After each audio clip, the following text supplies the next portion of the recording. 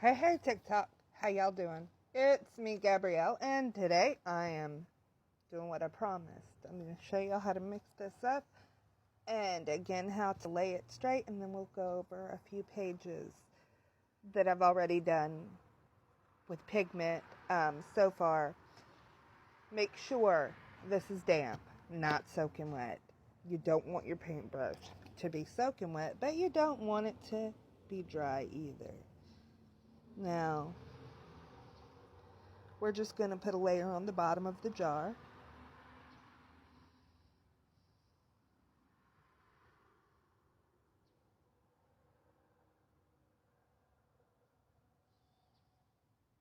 Come on.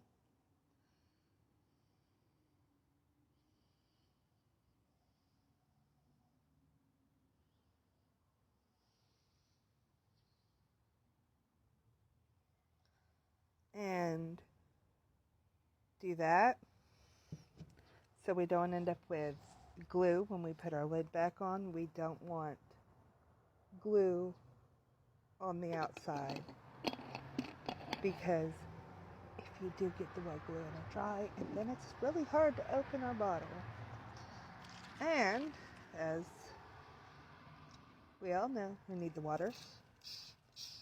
3, 4, 5, 6, 7, 8, 9, 10.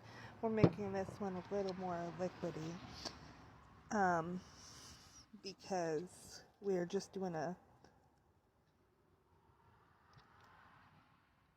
the coat with it, the first coat, and you do want it to kind of absorb it into the paper. You do not want this to just sit on top, because this is part of what makes it last. 13. And count to make sure, because it took 13 to get it not sticking to the bottom. Part of the reason you wet the paintbrush is because it does help lubricate it while you're doing the mixing. And see, it's running pretty freely. Now you have that mixed up. It's not too thick. If you need it a little thinner, I suggest not making it too very much thinner. Okay, while you're waiting, you want to put just the bristles in the water. Don't have your water so high that it gets into where they're glued together.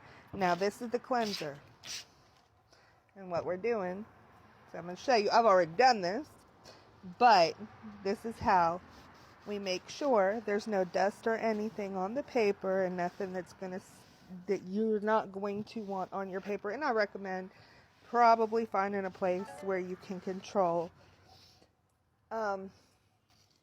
the room. I'm outside right now, so this means I'm contending with a few things. It's not super wet, it's slightly damp, and that's okay. Now, I'm going to add a little pigment, and it's just straight up white acrylic, and it is apple barrel.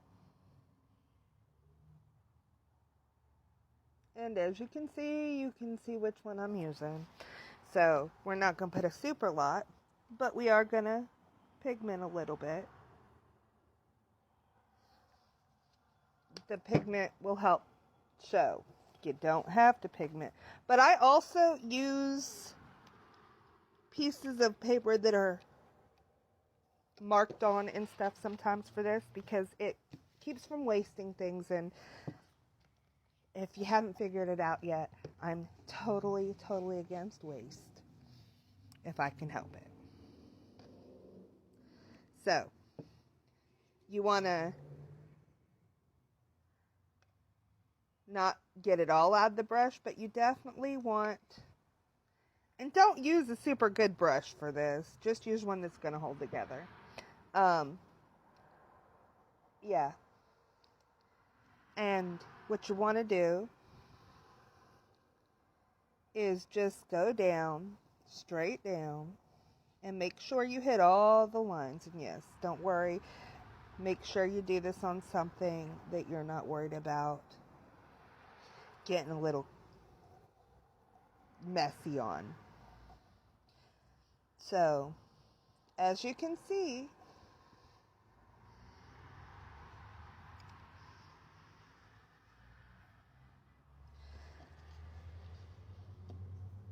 we got from there to there. And I don't think it's going to matter unless I make it darker. I'm not sure how well y'all can see, but you just want to make sure that you get it to the edges. You don't want your edges to get compromised. Just like everything else. And if you start to get a little sticky with your paintbrush, go ahead, dip it in a little water. You don't want the first layer to be too thick. And I'm using art paper, but I guarantee you could probably try and play with any paper you want to use. The whole point of this is to show you how to do something that's not going to cost you a crazy amount of money. But you can still do really cool things like create posters or signs, which means all kinds. You can, okay, after you start, you see that? I didn't put a super lot on. I wet the page though, but right before, so. But yeah, you can make cards like this, decorations like this. You want to really get some really cool decorations that last a bit.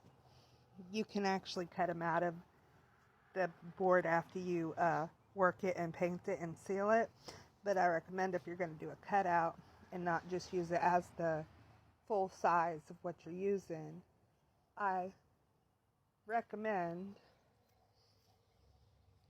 that you seal it again afterwards, both front and back. Now, see, we just have to finish this side. And you don't want it, like I said, the first layer, as you can see, I'm dipping it into the water in the container, not adding extra water from the consistency we have. A piece of my hair just ended up on it, and I just pulled it off. But yeah, trying not to mess it up while you're doing this. One corner always gets less, so we're going to go in one direction this time, and we're just going to finish this one direction. Okay, and then as soon as that's completed, you do want to move it from the area you've been working, because if you don't, it'll stick down to whatever you're using. See this? You can see, and this is why you need a cleanser. It's not just to clean off the page, but you want to make sure between, you don't want to get messy with it. I mean, if any color gets on this, it's not a big deal. But you're going to be working this area, you're going to want it to be, you're not going to want your work to stick to it. Now, we set that other piece aside. Now, this is the one we did before. And as you can see, we're covering something up on the back. Not a big deal. If you have a piece that you're something that you had been doing something on, this is a good way, and you can hear it. That's with the core being more sturdy. And we're going to do it with this. I'm not pigmenting this one black or gray, but we